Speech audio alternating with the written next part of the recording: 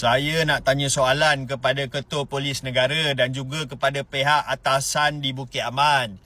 Adakah undang-undang hanya tertakluk kepada rakyat biasa saja, kepada orang awam saja? Dan jika anda adalah seorang anggota polis ataupun anda adalah ahli keluarga seorang anggota polis, anda bebas melakukan apa-apa jenayah sekalipun di luar. Itu soalan saya kerana saya telah membuat satu laporan jenayah di IPD Sepang. Namun, report saya tiada kertas siasatan dibuka di bawah Seksyen 193. Video rasmi dah ada.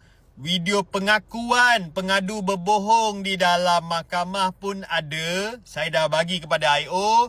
Namun tak ada pergerakan apa-apa. Jadi tu soalan saya. Rakyat biasa je ke boleh kena tuduh dekat mahkamah, boleh disiasat? Kerana yang saya buat laporan tu, dia mempunyai ahli keluarga di IPD Sepang. Dia adalah ahli keluarga seorang sarjan di IPD Sepang. So itu soalan saya. Kenapa tiada kertas siasatan dibuka? Elemen jenayah semua dah ada. Saya tanya 5 lawyer. Saya tanya kawan-kawan polis saya yang pangkat IO, ASP, semua saya tanya. Diorang cakap, diorang tengok video tu, diorang cakap, ini confirm boleh kena tuduh di mahkamah sebab ini memang 193. Jadi, adakah undang-undang hanya tertakluk kepada rakyat biasa sahaja? Itu je.